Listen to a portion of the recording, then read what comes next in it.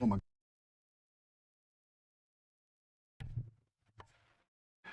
I'm sitting there doing all that talking and just realized the microphone was not on. So again, shalom, shalom to everyone. Now I have the chat open. If anybody wants to say anything in the chat is available. I am Rosh Ya'acob Abraham.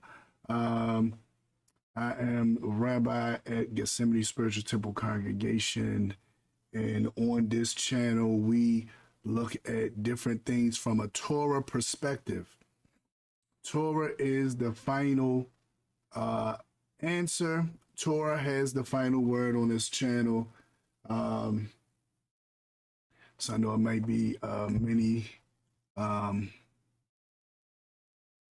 people would like to try to skip around the Torah. But that will not take place on this show right here. We're going to dig into the Torah. Going to look at the Torah and try to get a Torah perspective on everything. Again, y'all didn't hear my beginning. I was apologizing for everyone who was looking for the show to be aired yesterday. The show was supposed to have been aired yesterday, but I had a medical emergency, which did not allow me to air the show yesterday. Had a medical emergency going on, had to take care of some things. So I was unable to do it. So I said, instead of just starting over or prolonging the series and just starting episode 3 next week, I said, let me just go ahead and go into the series and get it done now. So that's where we're at with that. Hopefully tonight will be the end of it. I really want to get to the end of it. I had a young lady that I'm not sure if she looked at the whole show or not, or she just looked at a piece of the show, or she didn't look at any of it and just seen the title. But apparently she's one of BK's followers, and she jumped in the chat and said something to the degree of, I didn't debunk him. He's using scholarly sources in the Bible. And I was like, okay. The reason why I said I'm not sure if she looked at the show, because if she looked at it, she would see that I'm not doing the apologist any disservice. I'm actually looking at everything that he says and looking at it piece by piece. I'm looking at the scholarly rhetoric from the theologians, and I'm also looking at the biblical stance on it. And we are taking a very strong look at this. We're not coming with our minds already made up, even though I'm pretty much made up. But we are coming in a way where we're going to let the people know, that we're trying to be fair. I don't want to come at it where I'm not being fair, and it's like I'm just being, I don't want to not be fair. I want to be fair. I really want to look at this stuff. And that's why we on part 3. If it was just me wanting to say, boom, boom, I debunked, like some people do. Shout out to the Cartwright rabbi. I debunked, right? If I just wanted to jump out there and say I debunked, I wouldn't take my time to really look at all the stuff. I'd just come out, say something, say I debunked it, and that'd be the end of that. But the very reasoning behind me being on here for an hour, sometimes an hour and a half, is to try to really look at each piece of evidence and break it down. That's what you get on this show. I'm not somebody that just gloss over it. I will look at each piece of evidence. If you got some evidence, you want me to check it out, I will look at each piece of evidence. Now, something new did pop up that I really want to touch on. That's why I wanted really to end tonight. But again, because of that young lady saying I didn't debunk anything, and I'm like, okay, my title doesn't say anything about debunking. So I'm trying to figure out where she even came from that thing about I didn't debunk BK Apologist. I'm like, okay, I wasn't talking about debunking. I'm looking at his scholarly sources from the theologians, and I'm showing how these theologians do not believe in the Bible. For anyone who's ever been to any kind of Bible school, seminary, or cemetery, as some call them, you will see in certain classes that you are being taught, when they teach you the foundation of the literature, they are speaking against the Bible. And if you aren't someone who can stand up and fight for yourself and say, hold on, hold on, hold on, you will fall prey. And that's the bottom line with it. So this is why I'm here. So I want it to be known. I want people, when they look at my channel, to say, okay, this guy really is coming at it. He really trying to break it down according to Torah. You know, I done used many people stuff thus far from DOA, and those guys go hard. If you know the DOA goes hard, and I use their stuff. And I did exactly what I said. I looked at every piece of evidence and went through it. I looked at the Karaite rabbi and his stuff when he said he debunked.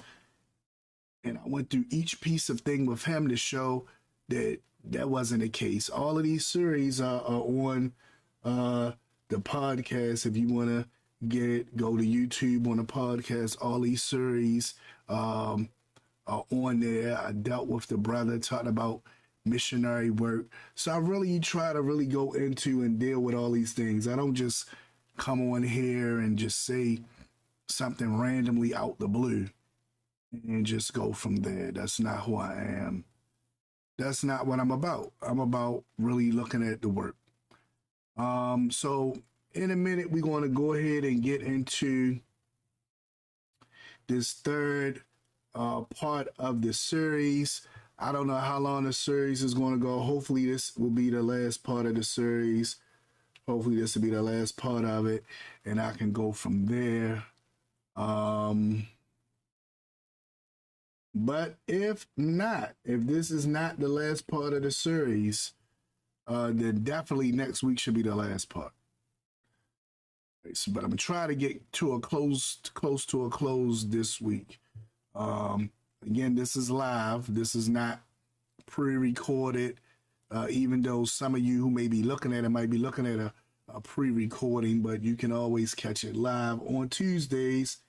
Again, this Wednesday is just a flock. I wouldn't be on here Wednesday if it was not for that medical emergency.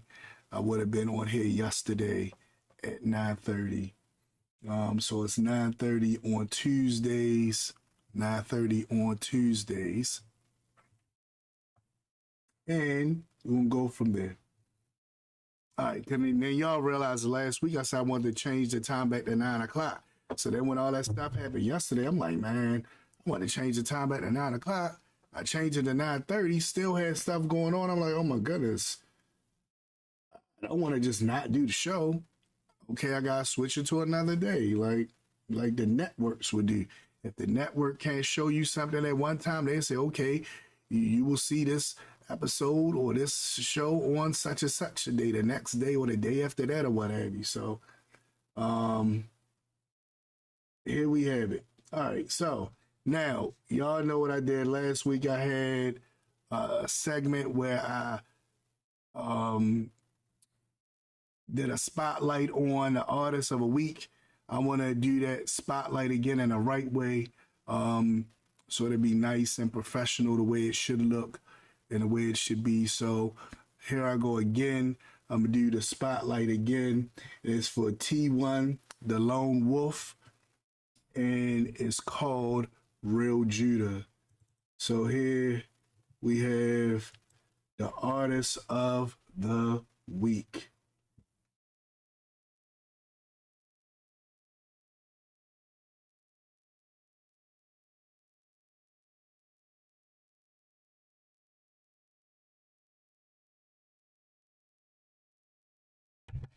That didn't go the way it's supposed to went. Hold on. Hold up. Oh, my bad. All right, so here we go, the artist of the week.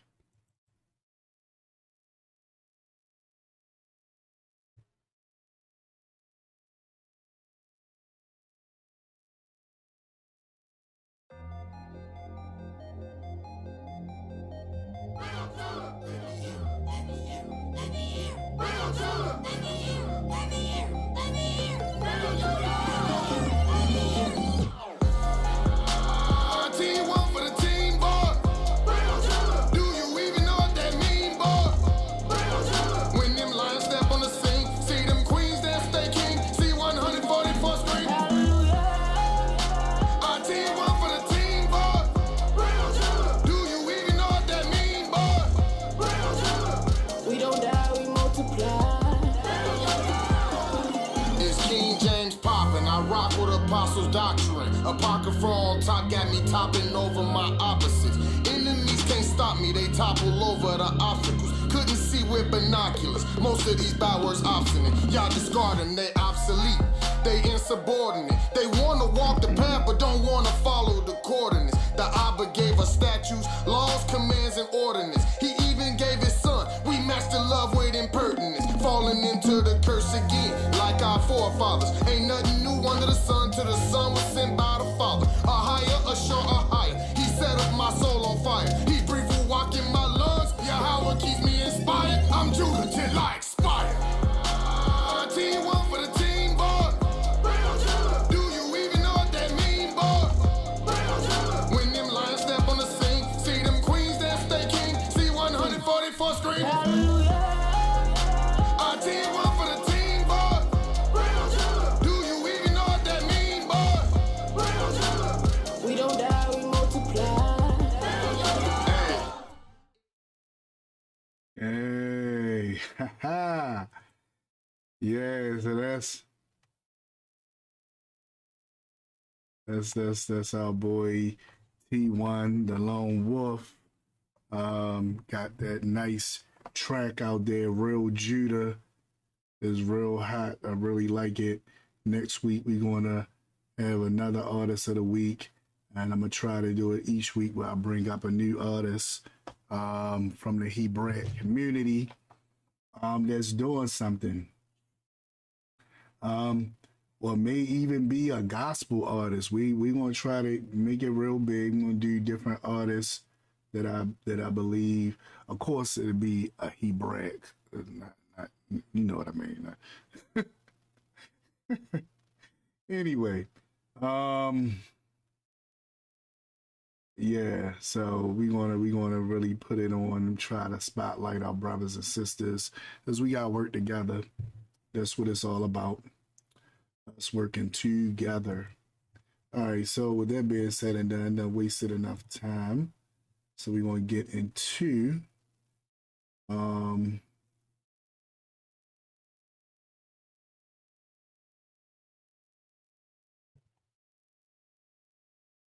we'll get into our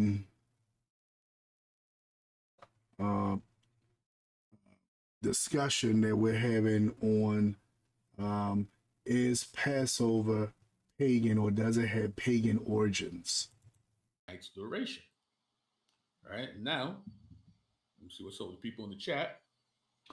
All right, now this is where we started last week. All right, everybody's cool. So I'm going to scoot past a lot of this to get to where we was at. So I believe we read this part about the Jeshurun. Again, if you want to see that, you can look at last week's episode. We talked about the Jeshurun festival, and we dealt with this heavy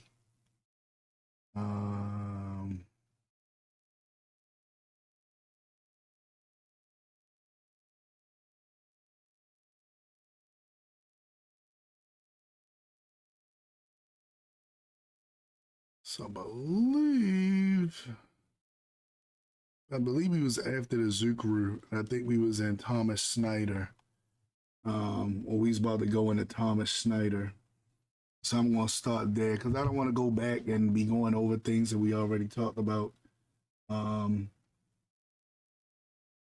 But the underlying thing that I want you guys to hear and understand, each of these theologians, Hess, Snyder, North, all these different theologians are all speaking of the Bible in a way to say, hey, this is just a Jewish myth. This is just a Hebrew myth.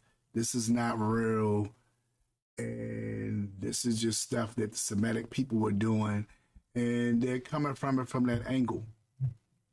And now we're about to get into this guy, which was the next theologian that he has on the scene. And look at what his title is called. It's called God's infanticide, like his killing of the babies, right? In the night of Passover. Now, and then it says Exodus 12 in the light of ancient Egyptian rituals. Now, this guy is going to try to tie it in and say that even the things that was in the actual Passover night, the stuff that we know that happened, that all of that stuff came from pagan origins. That's what he about to say. But I'm not going to let you just take my word for it. Let's actually listen to Brother BK as he tells us what this guy's talking about. In like Mesopotamia, but we also find something similar in Egypt itself. All right, so the idea is, okay, he feels as though he proved that the Almighty took the religious practices of the pagans and twisted it or turned it around so he can use it himself. So this is what he's saying. The Almighty did this so he can use it himself. Now he's going to try to show us from this guy's perspective, dealing with the rituals in ancient Egypt, that they did the same thing in Egypt, that the Almighty took the rituals of Egypt and incorporated that in the Pesach as well. That all this stuff was already around and already happening before it was given in Exodus 12, even though Exodus 12 gives us the clear appearance that the Almighty is giving this to them while they're in the land of Egypt, while all this is going on. But just I'm gonna let BK speak for himself. Let me see how everybody's doing in the chat. Everybody's good.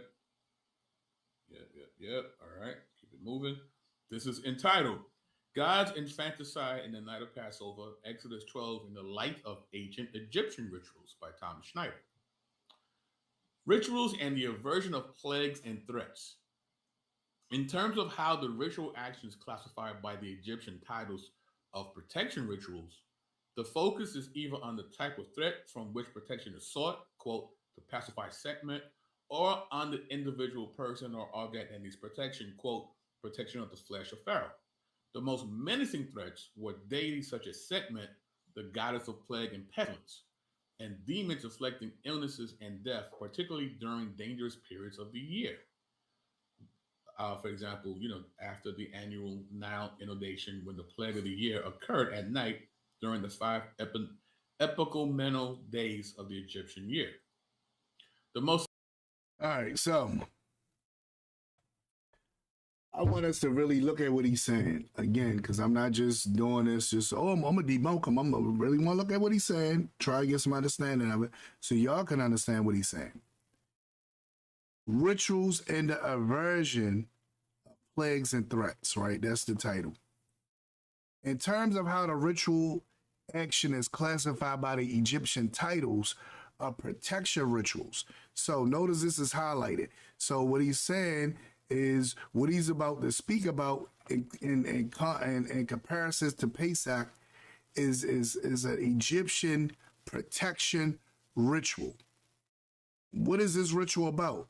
The focus is either on a type of threat from which the protection is sought.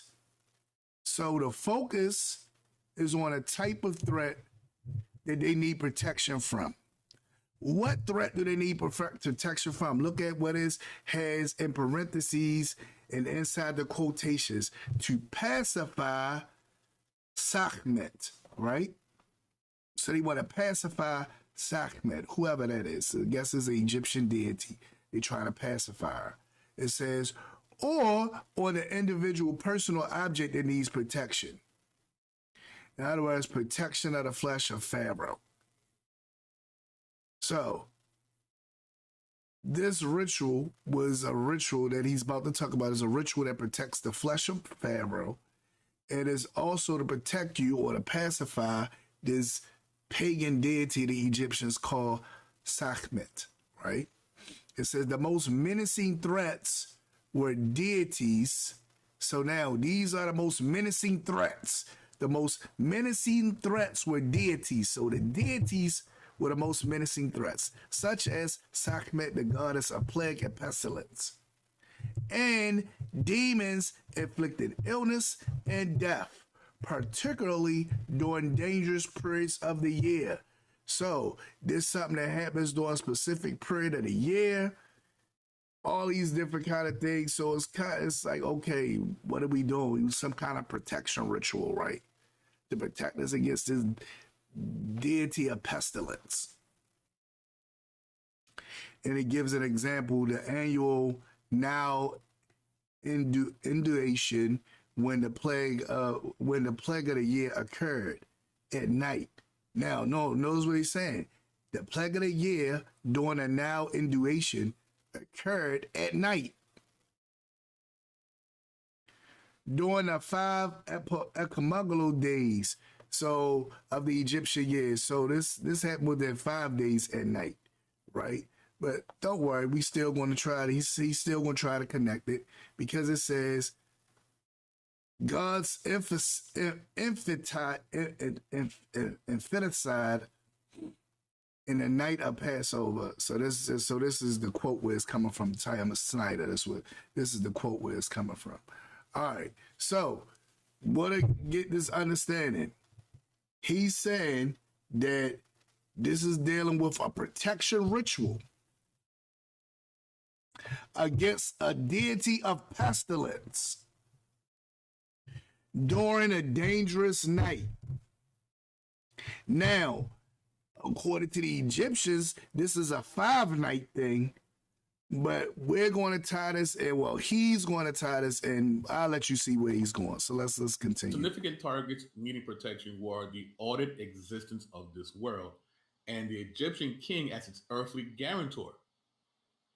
I give here a number of representative quotes pertaining to the plague of the year caused by Sekhmet from the text ranging from the New Kingdom to the Ptolemaic period. All right, so the most significant target. So now they're saying there's certain targets that need protection during this plague.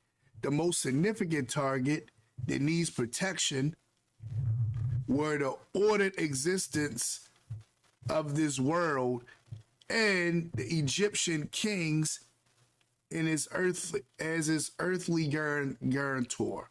So he got to protect the Egyptian kings and the existence of this world, the order for the existence of the world. Now, this guy is going to give quotes, a number of quotes pertaining to the plague of the year.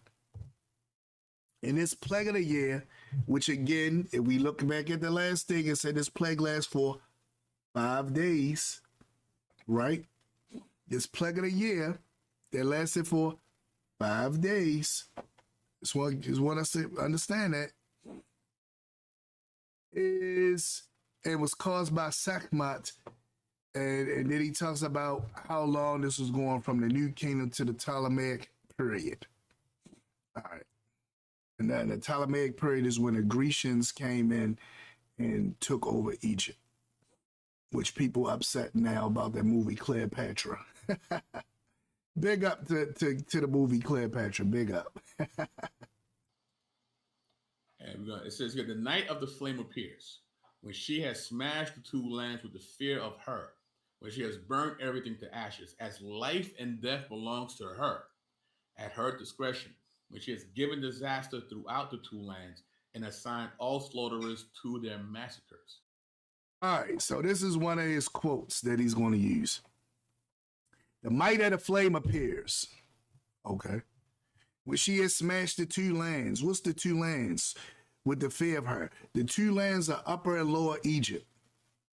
Upper and Lower Egypt are the two lands, and when those two lands are joined together, that's when you had the crown with the I can't remember my Egyptian understanding right now, or my Egyptian I know you had the crown with the snake, and something else to be on the crown. It's like a double crown that's worn by the pharaoh that unites it and it causes that dynasty to come into effect. The first pharaoh to do it was called Menes, and he was the first one to unite Upper and Lower Egypt. But they said that this is something that both Upper and Lower Egypt understood. It would fail her when she has burned everything to ashes. So now, did Pesach have anything to do with stuff being burned to ashes? No. But some kind of way, we're going to link this up with Pesach anyway. Pesach lasts for how many days did the actual Pesach offering and the eating of that last for? 1 day. How many days does this thing of Sikmat last for? 5.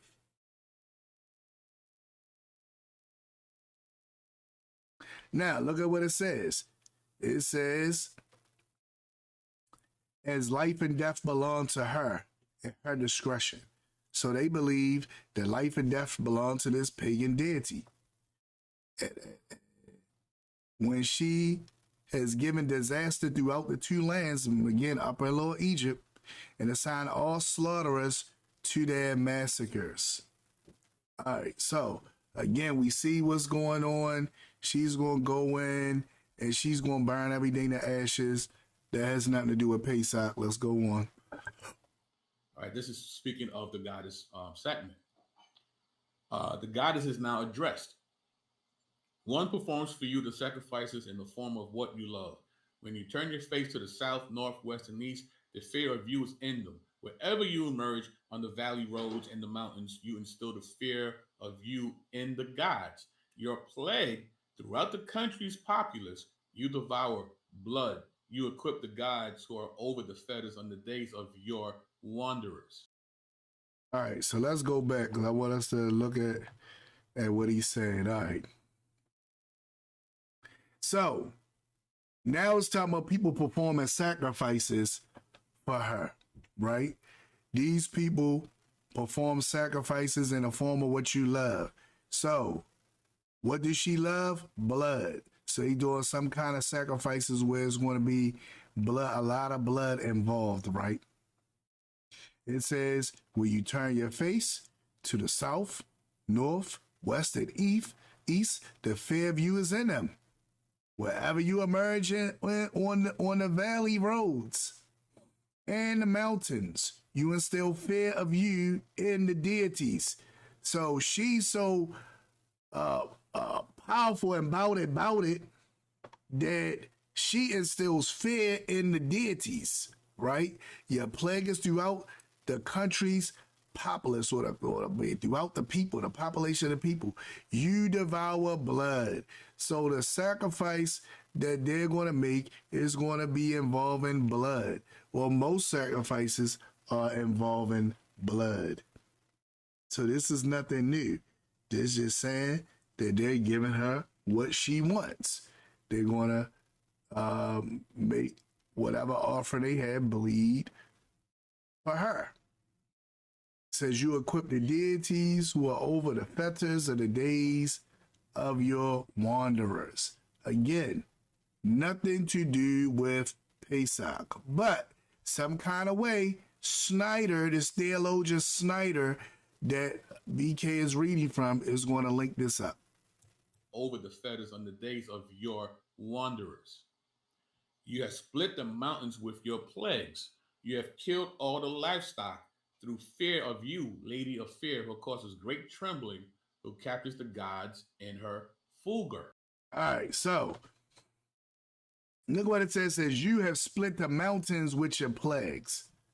Again, nothing to do with Pesach. I'm going to keep saying it because these guys are building a straw man argument, if I can call it that. They're trying to build up something so they can debate about it, or build up something, so point at it and say, okay, see, that represents that. This has nothing to do with Pesach. It says, you have killed all the livestock through fear of you. So, Lady of Fear, who causes great trembling, who captures the deities in her full gore. All right, so this demon, if you will, or pagan deity, the Egyptians, killed the livestock. Who killed the lamb and put the blood on the door? Was it the Almighty or was it people? I know you might say, come on, you being a little facetious right now. But look at what they're saying. It says you have killed all the lives. This is talking about animals dying. That the animals are just dying. It has nothing to do with Pesach. But notice they bringing in different things to try to tie. He's going to tie it all in, but I'm going to keep pausing and going through it with him because I really want us to look at what he's saying. I don't want no one to say, you didn't give him a chance. You just went in. We're going to really look at this. Now, doesn't this sound familiar to the avenging angel? No. Now, see how BK's trying to bring it to you? Like, don't this sound familiar to the avenging angel? No. Now, one might argue, if he to be fair to him, one might argue, what about the livestock that died during Pesach? The ones who were, all the livestock didn't die during Pesach. Only the firstborn of the livestock died from the people who did not have the blood on their doors. Only the firstborn of the livestock died. This don't say you killed all the firstborn of the livestock. It says you killed all the livestock. Not the firstborn, all the livestock. So far what he's read does not sound familiar with Pesach, even though him and Snyder is trying to make this connection. But I'm going to let him build up his argument even more. In the Exodus account? No, it doesn't. Right? Strangely familiar here. No, not really. Now the God speaks. I am the mighty one. I have power over my enemies. I make the demons go out on their task. Millions tremble before me, being docile. All right, so now we see the feminine deity speaking for herself. She says, I am the mighty one. I have power over my enemies. I make the demons go out on their task. Millions tremble before me, being docile. Again, that has nothing to do with Pesach. Told her about Kia. I see you in the building. Fake news. Has nothing to do with Pesach. I just want us to be clear with this because he's building this up. And I'm like, okay, this got nothing to do with Pesach. Let's go forward a little bit more. Task. Millions tremble before me, being docile. And here's a spell for purifying anything in from the plague. Now, this is a spell. So this guy, Thomas, and he's taking these quotes from this guy, Thomas Snyder. Again, a theologian. Again, as we read what he's saying clearly, does not believe in the Bible. That's why I said from the beginning, the people he's talking about does not believe in the Bible. They don't. They look at different stuff as myths, as stories for different reasons. They don't wholeheartedly believe that what this says happened. Exactly how it says. That's why this guy is making this argument. Look at what he says. A spell for purifying anything in and from the plague. What plague? The plague that lasts for 5 days. It says, may your emissaries be burned. Sachmet. Let your slaughterers retreat. Bastet, no year, demon, passes along to rage against my face. Your breeze will not reach me. And you got somebody, this is Horus. She says, I am Horus. That over the wanderers. O Sekhmet, I am your Horus. Sekhmet, I am your unique one. Oto, I will not die on account of you. I am the rejoiced one. Now, as I'm reading this, you're going to hear BK and this guy Schneider is going to liken this to the Almighty. That Horus, and the stuff that Horus is saying is actually not my words, their words, or their understanding is where the Almighty got this from. Did that sound like somebody that believe in the Bible that would say this? I just want us to be clear. I don't want no problems. I want no problems, right? Look at what he says. He says, I am Horus, Sekhmet. I am your unique one. Why did he make sure he said unique one, right? He's trying to paint this as if this is the Almighty. That I don't even want to say what he's trying to say because I don't want to even let the blasphemous stuff come out my mouth. Yeah, exactly. It makes no sense, Aki. It makes no sense. I wish I could. I was trying to figure out a way to be able to put it up where y'all say different things and put it up on the screen so that it can be saved. I still haven't figured that out yet. But you are right, Aki. It makes no sense at all. It's like, what is he talking about? So we got Horus saying, I am your unique one. Oto, I will not die on account of you. I am the rejoiced one. I am the jubilated one. O son of Bastet. Do not fall upon me, O devourer, toast-led ones. Do not fall upon me. Do not approach me. So now you got the Almighty that he's saying is using this term for Horus. It sounds crazy. But let's go. I'm going to let him explain it. It says, may your emissaries be burned, Sekhmet. Let your slaughterous retreat, Bastet. No year, parentheses, demon, passes along to rage against my face. Your breeze will not reach me. I am Horus, set over the wanderers. O Sekhmet, I am your Horus, Sekhmet. I am your unique one, Uto. I will not die on account of you. I am the rejoiced one. I am the jubilated one. O son of Bastet, do not fall upon me. O devourer, tousled ones, do not fall upon me. Do not approach me. This repertoire provides Egyptian parallels for the figure and the ritual context of the demon of Passover sent by Yahweh. Now, of course, now look at what Snyder said. Now he's going to correct it. He's going to say, "Oh, well, we don't believe Almighty said the demon. I won't believe that, right?" Snyder does. This theologian that he's quoting from this book does. He believes it. You might don't believe it. He believes it. Look at what he says. He says this repertoire provides Egyptian parallels. Now, so far, did you see any Egyptian parallels with the Pesach? I didn't. I didn't see no parallels, but maybe I'm wrong.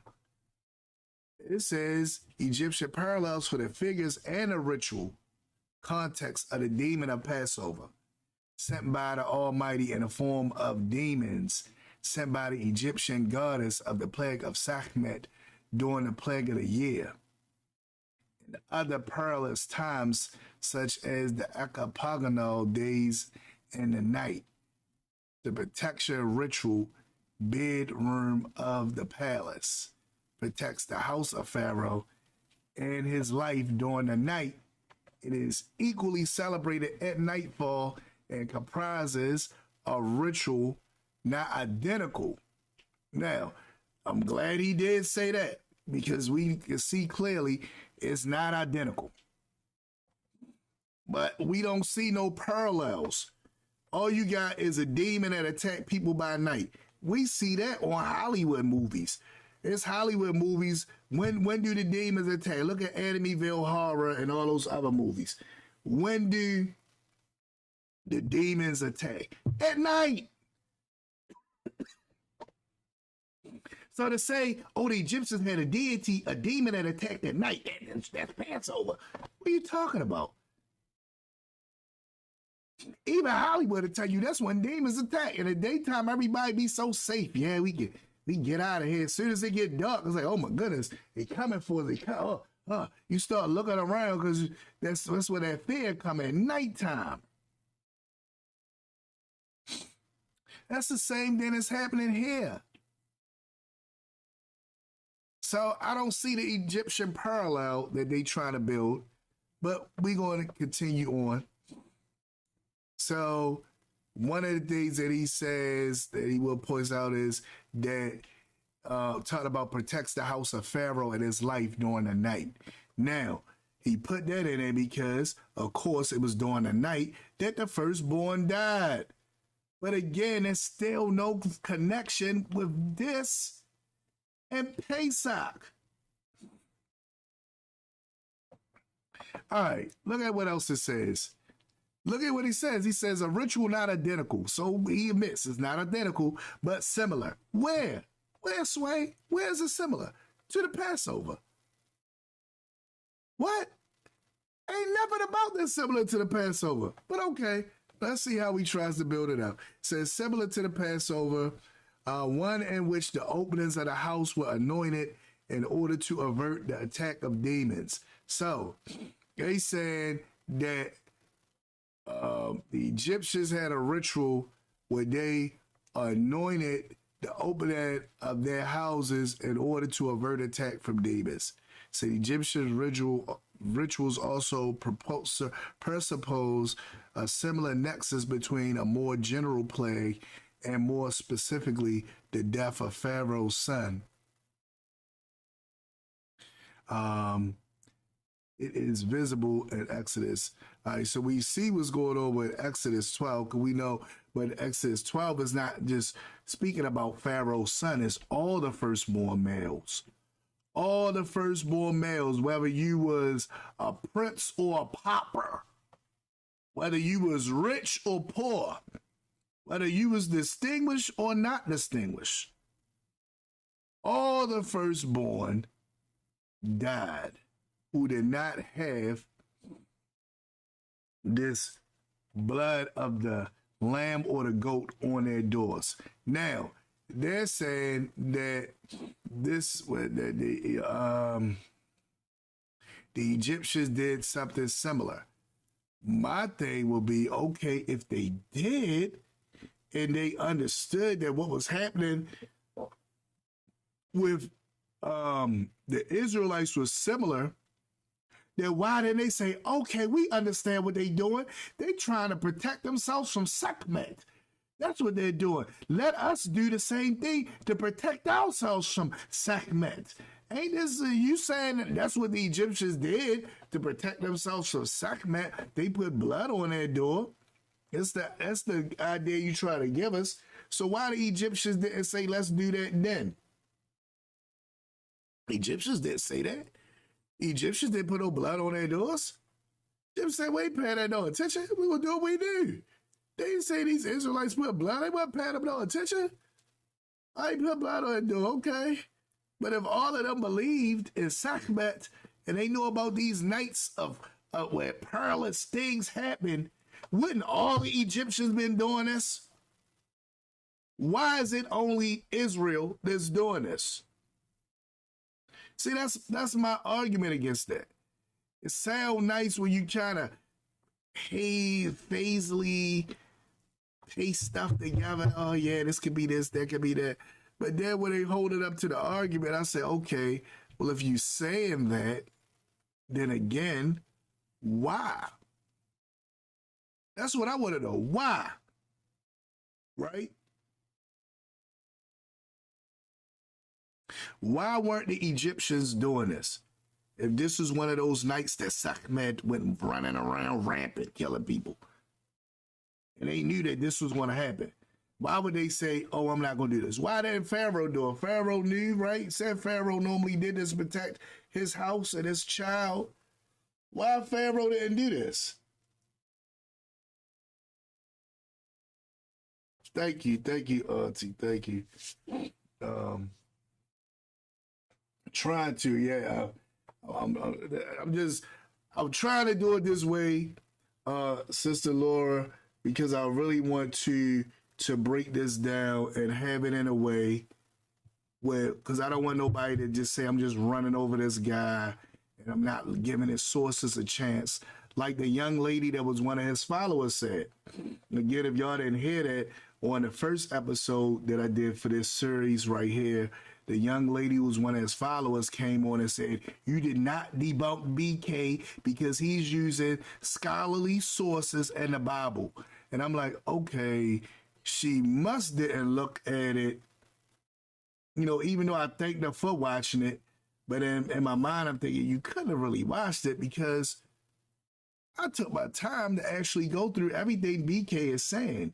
I didn't just jump at BK and argued against him and went my way. We looking at what BK said. We not looking at what I'm saying. I didn't even get to what I'm saying yet. We looking at what BK said. And I'm showing you, as BK's pointing this out, that this has nothing to do with Pesach or the Bible. But this is stuff that's written by a theologian who does not believe in the Bible. And BK is using this. We'll see his reason for using it later. And then y'all will say, that's why he's doing this, right? But I hinted to it in the law. I hinted to it in the promo for this series. I hinted to it why he's doing this. But I want you to hear him say it himself why he's doing this, right? It's because he dug up all these theologians to attack Pesach. And I'm like, okay, well, let's look at this. All right, so let's go on. We don't believe it's a demon. This is what the writer's using. Now, he said, we don't believe it's a demon, right? Because I don't went past all that. That's where he said, when a writer, Thomas Snyder, theologian, Thomas Snyder, scholarly, it's a scholar, right? He's saying that the Almighty used demons. We know that the Almighty himself came. Not an angel, not a seraph, not a cherub. We read it in our Seder every year that the Almighty himself came. The Almighty himself didn't send nobody. All right, so let's keep going. Sent by Yahweh in the form of demons sent by the Egyptian goddess of plague Setmet during the plague of the year and other perilous times such as the epigomenal days and the night. The protection ritual, quote, bedroom of the palace, protects the house of Pharaoh and his life during the night. It is equally celebrated at nightfall and comprises a ritual not identical but similar to the Passover one, in which the openings to the house were anointed in order to avert the attack of demons. Now notice it says not identical but similar. We're going to see how it's not identical in a minute. The Egyptian rituals also presuppose a similar nexus between a more general plague and more specifically the death of Pharaoh's son. It is visible in Exodus 12, continuation of the plague cycle in Exodus 7:11. Now hold up. So basically what happens is one of the main gods is sick of human beings and they send Sekhmet to kill people. But she has this bloodlust, and the gods can't stop her now. All right, so notice how it's explained by BK, his understanding of what this text is showing. This demon or Egyptian deity has a bloodlust to just kill all humanity. And now that she's been unleashed on humanity, she don't want to stop. It's hard to stop her. So this pestilence, plagues, all that stuff is happening because that's her bloodlust to kill all humanities. Again, nothing to do with Pesach. Pesach was about the death of the firstborn, not everybody. Pesach was about the death of the firstborn males of the animals or the flocks and people. Not all the animals, not all the people, which is clearly what we see happening in this story about this Egyptian deity. But I'm going to let BK finish explaining it. So they have to go to the god of beer. Yes, they had a god of beer in Egypt. A god of beer. And they made a special beer with red dye in it. Now, listen to what they did. They didn't get a lamb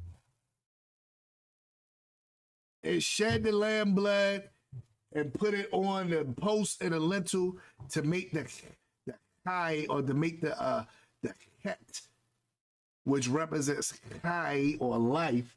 They didn't do that. They took some beer and put some red dye in a beer and put it on a door, so when she come in the door, she would get intoxicated from the beer, and she'll be attracted to the beer because it's red, and she got a bloodlust, and she'll get intoxicated off of it. Yeah, beer, like alcohol. That's right, I keep beer. Does this sound like Passover? What is going on here? Number one, you can't even have beer on Pesach. Because beer is chametz. Beer is leaven. You can't even have beer. That's one of the things that the chairman is upset with me. Every year he say, I'm upset because you broke that down about that beer. And every time I got to get rid of my beer, I think about you. And I be like, wait till I see that roach. and I'm like, I'll just tell you what it is. It's chametz. You can't have it. You got to get rid of the beer, right? So to talk about a god of beer, what are you talking about? The beer gotta go. You can't have the beer. The beer has to go. So number one, we see this ain't the same thing. It's not even dealing with unleavened or Pesach or nothing, but I digress. Let's let them explain it.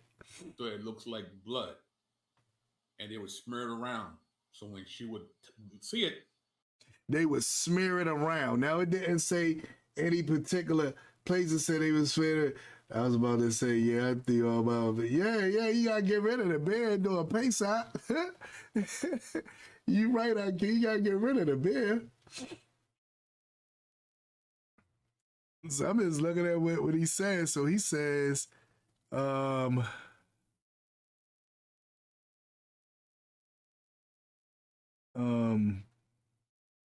they just smear it all around, right?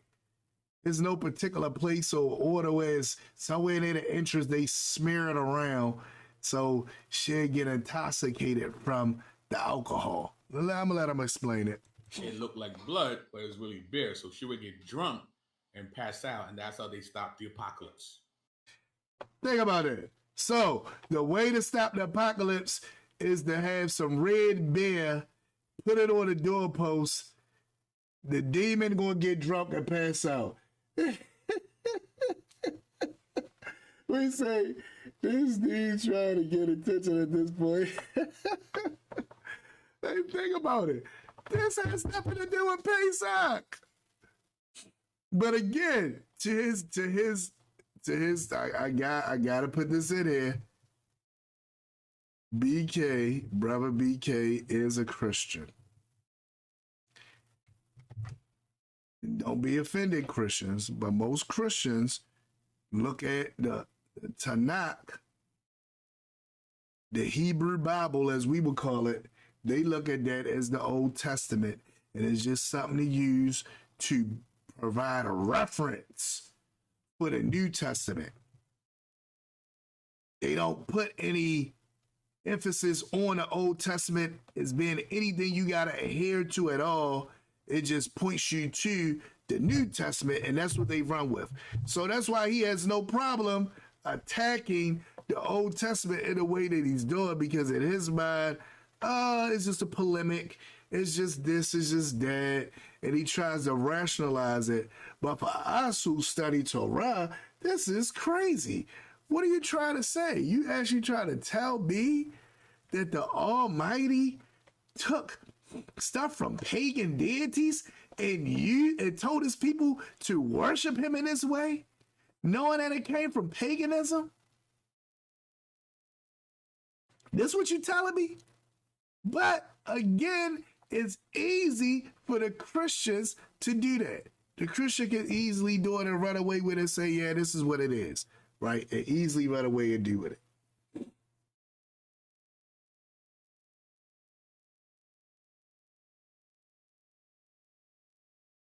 Yeah, he does know something. He knows something. You're right. He says, I did him say the name of Elohim, Yahweh.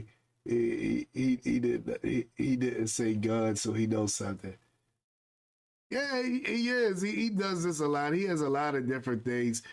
I might touch something else of his in the future, but this is just one thing that he touched on that I was like, come on. It was during the time of Pesach, and I was just like, really? You gonna try to attack Passover during Passover? But he's doing it for a reason. It's bigger than ratings, Aki. You said his ratings is bigger than ratings. He's doing this for a reason. Like you said, I think he's doing this for ratings. It's bigger than ratings. I think we're going to get to it soon. It's coming up on an hour, so I'll probably be on there for a few more minutes. And probably ain't going to get to the end again. So that means it's going to be a part 4. But again, I really want to take our time and go through this. I don't want to rush through it. It's because in light of that sister who got on there and said, he's using scholarly sources in the Bible. And I'm like, what are you talking about? So far, we saying these scholarly sources that he's been using is speaking against the Bible. The Bible says the Almighty told the Israelites to do all that stuff. These theologians saying the Almighty got it from the Egyptians, they got it from the Canaanites, they got it from the Semitic wanderers, say they got it from everywhere. That this is just not something that's just exclusively to Israel. That's the argument. That the origins of it is pagan. That's the argument. That the Almighty actually took something that was pagan, gave it to his people to use. That's the argument.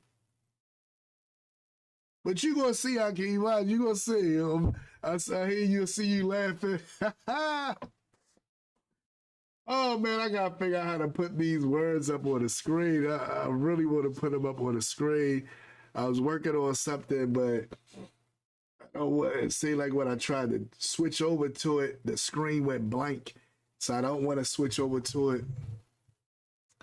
And the screen goes blank. Let me see if I can. Join. No, it won't let me. The screen is going blank. Yeah, the screen is going blank, so it won't let me. Anyway, so I ain't gonna be able to do it, Ike. But I really, really wanted to do it because I'm like, this is ridiculous. I want people to see this, what y'all saying, so they don't think I'm making it up like I'm talking to people. And it's actually, I actually am talking to people. All right, so the screen went blank for a minute. That's because I was trying to figure out a way to pull up the chat on the screen so it can pop up and you can see it.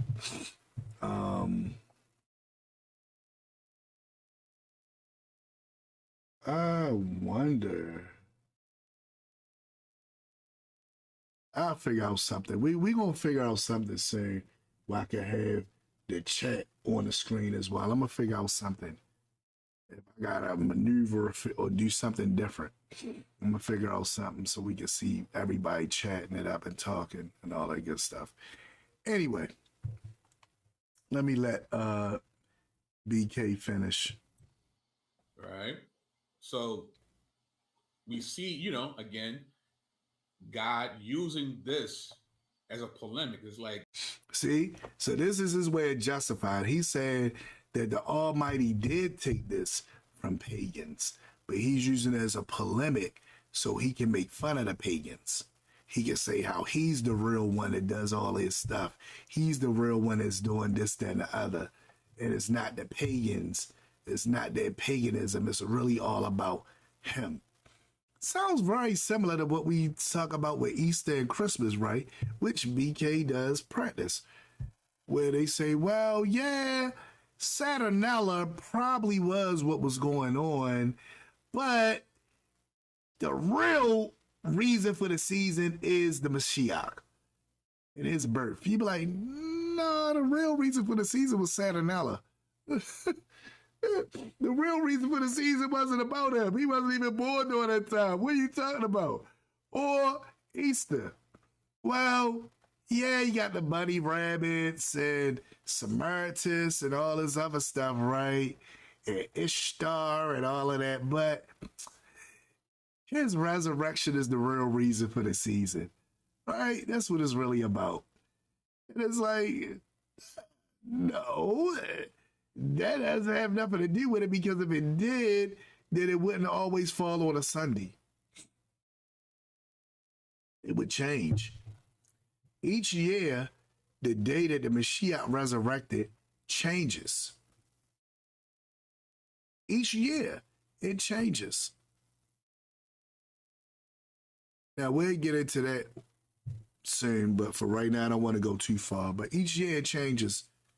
If we really was to keep the day that he resurrected, the day that he passed, was it always on no Good Friday? The original one wasn't even on a Friday. Because you can't get 3 days and 3 nights from Friday to Sunday morning. Can't do it. But anyway, I digress. I won't go too far over into that. I just wanted to touch on that. So let's hear what Apologist has to say. It's not about segment. It's me. See? And I'm going to protect my people. God using this. Look at what he's saying. It's like, as a it's polemic. not about segment. It's not about segment. It's me. It's about him. And I'm going to protect my people. Protect And this little ritual that Pharaoh does to protect himself, it's not going to work today. Again, it's a polemic. God is using these. So see how he kind of explained that away to try to make you feel like, dang, okay, the Almighty did just take this stuff from pagan sources and just ran with it.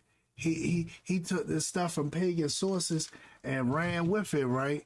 I want to make sure he's finished, because I want to show you what the Almighty says about that. Familiar rituals from the people around Israel as a. So it says the Almighty took rituals from the people around Israel and used them to prove himself. Now, anybody that understands the old Torah knows that that is a lie. It is ridiculous. But of course, they don't study Torah, so it makes perfect sense to them. Let's hear him say it again. Going to work today. And I'm going to protect my people. And this little ritual that Pharaoh does to protect himself, it's not going to work today. Again, it's a polemic. God is using these familiar rituals from the people around Israel as a polemic against them. In this vein, the ritual to prevent the demon from entering the house of Israelites, and instead they have the demon kill the king's son and other firstborn Egyptians, could be an appropriation of Egyptian rituals aimed at that very protection. All right, so again, now, the idea of Sekhmet was not during this particular time. It was certain nights, any nights, different nights where stuff was happening, right? So now they said, in this vein, the ritual to prevent the demon, again, talk about the demon, from entering the house of the Israelites, and instead to have the demon kill the king's son and other firstborn of Egyptians. Now, could be an appropriation of Egyptian rituals aimed at their very protection. Now, again, they're saying that the Almighty took a ritual that was done by the Egyptians and altered it for himself and said, I'm going to take this ritual in this way that they use to practice to serve their deities, and I'm going to flip it. I want you to serve me the way that they would serve their deities. Does it sound like the Almighty would tell you to do that? Look, it says, by removing the divine protection from the Egyptians, assigning it to Israel, and dispatching their slaughtering demon to Pharaoh's palace, the Almighty indeed brings judgment on all the deities of Egypt. Now, next week, because it's going to be a next week, I'm going to have a little video that's going to show you what the judgments or all the deities of Egypt was about. None of it is going to say anything about this. And it's a little kiddie video too. I said, wow. Thank you, thank you, thank you. Blasphemy, blasphemy, blasphemy, blasphemy. That will not happen. Now, it says the deities who failed as protective deities of the 12 hours of the night.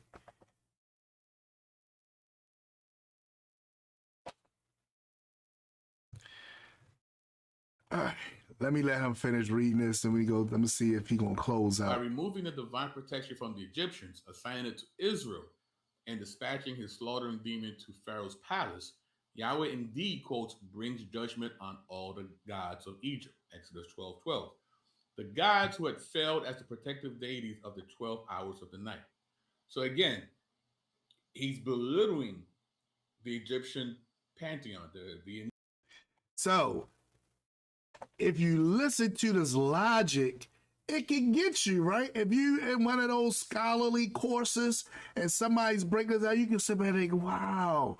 So the Almighty told them to take pagan stuff and twisted it so he can show that he above paganism. Yeah, I'm with it. That sounds wonderful, right?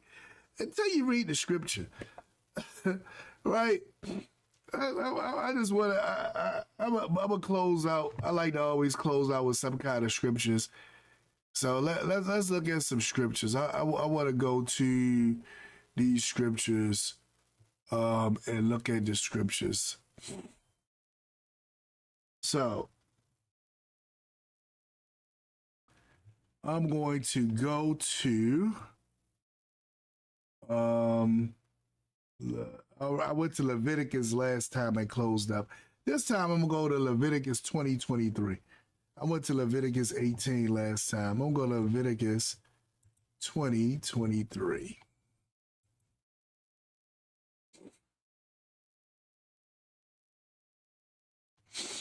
Because he said, the Almighty said, go copy what the pagans do for him. Let's see if the Almighty tell you to do this. You shall therefore keep all my statutes, all my kukot, and all my judgments, all my mishpatim, and perform them, that the land where I am bringing you to dwell may not vomit you out. Now, remember what he said, the BK said he took the stuff from the people that was around us, in Egypt and in the land where we going. He took all this stuff from them and gave it back to us and said, here, you do practice these things like they practice on me, but I'm twisting it a little bit to be my way. Now, let's see if the Almighty agrees with that. Let's see if the Torah agrees with that. Look at what verse 23 says. You shall not walk in the statutes of the nation which I'm casting out before you. Uh-oh. You're not supposed to do the stuff that they do. But BK said he took the stuff that they did and twisted it for them. The Almighty said, don't do what they did. Look at what else he says. For they commit all these things, and therefore I abhor them. I do not like the practices that they are practicing. So if the Almighty don't like the practices that they are practicing, why is he going to tell us to do them? Why is the Almighty going to now say, hey guys, I don't like what these guys are doing, but I want you to do it, and you're going to do it in my name, so now it's okay because you're doing it for me. Look at what he says. Look at verse 24. But I have said to you, you shall inherit their land, and I will give it to you to possess a land flow of milk and honey. I am Yahweh Elohim, who has separated you from the peoples. I separated you from them. I don't want you to do the things that they do, but you might say, well, hold on, that's not enough. I still believe that BK right. BK using the scholarly sources. Okay. Let's go to Exodus 23. Let's use some biblical sources. He uses scholarly sources. Let's use some biblical sources. All right. Look at what it says in verse 24. Or let's go to 23, right?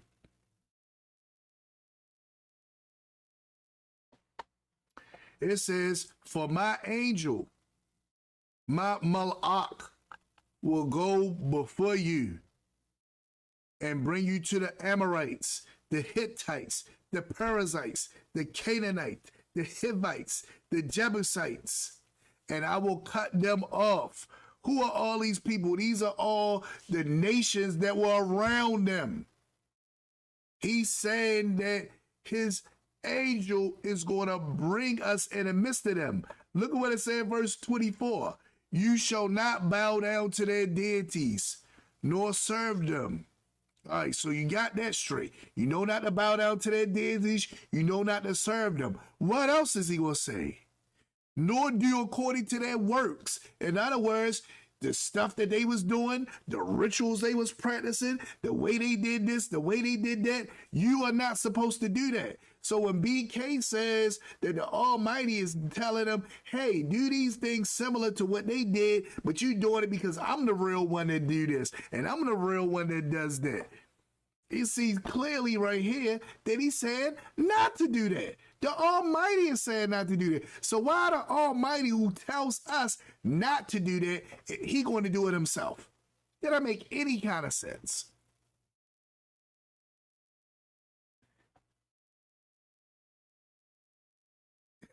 Hey, amen, Sister Laura.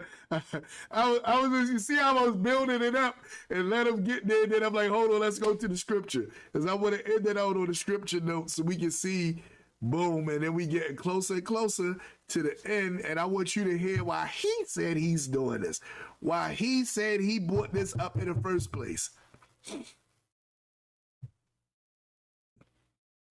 Look at what it says, though. You shall not bow down to their deities, nor serve them, nor do according to their works.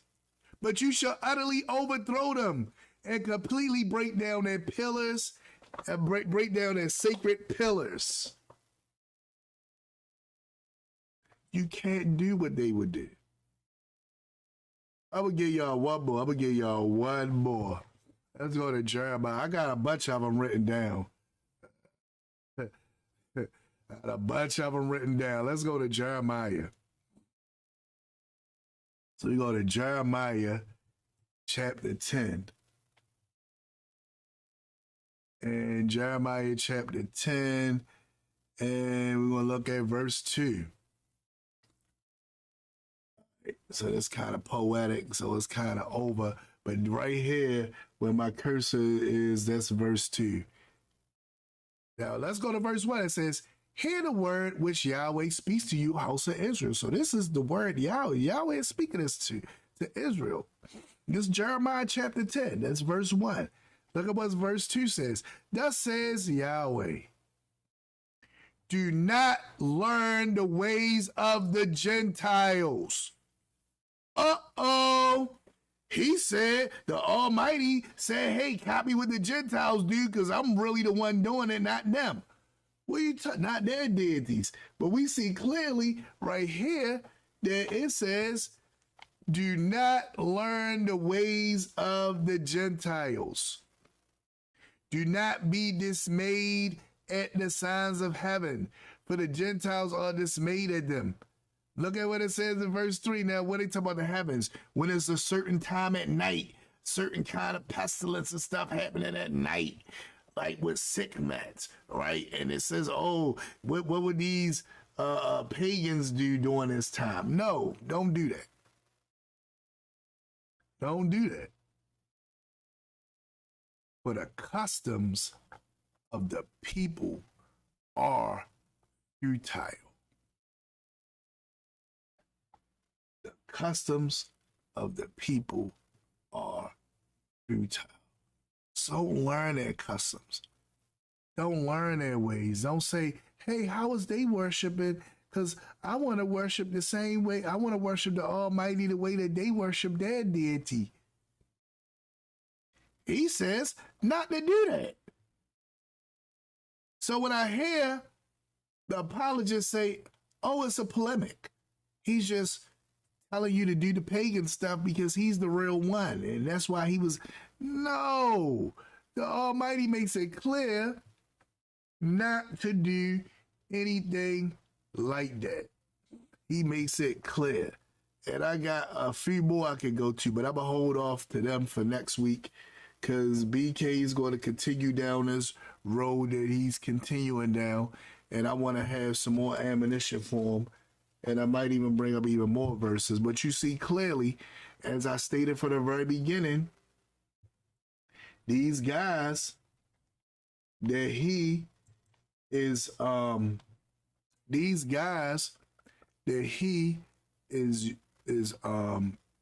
quoting from and using, these theologians do not believe. They do not believe all in the Bible. They don't believe. So when he tells us about these theologians and he goes on and on about them, I want you to keep that in mind, that these guys don't believe in the Bible like you do. You believe in the Bible wholeheartedly. If it's said, that's what happened, that's how it was done. They don't believe that. They don't believe that. And we're going to see clearly, he should be coming to the end where he's going to tell us why he did this. Y'all going to really trip when y'all see why he did this. Y'all gonna be like, oh my goodness, he went through all this for this. And I said it in a message. So you can I hint to it in a promo for the show. So you ever get a chance to see the promo, I hint to it why he's doing this. But thank all y'all for tuning in. Thank you, Sister Laura, for coming on and tuning in. I appreciate you, Okoti. Thank you, Brother Tony, for jumping in. It says, or study or understand what they are reading. Yeah. Like, what's going on here? It says they don't want to believe. Yeah, they don't want you to believe what you read, right? They don't. They don't. They really, really don't. And it's just crazy to me. But it is what it is. Just want to make that clear. It is what it is. So I appreciate y'all for hanging in there with me on this Wednesday. I know it's a different day. Next week we'll be back on time on our Tuesdays. Again, you can follow me on YouTube as well. Like, share, subscribe on the YouTube channel. It's Ya'acob Avraham. Let me see if I can I'm gonna see if I can find the link on the channel so I can put it in the chat for those who may want to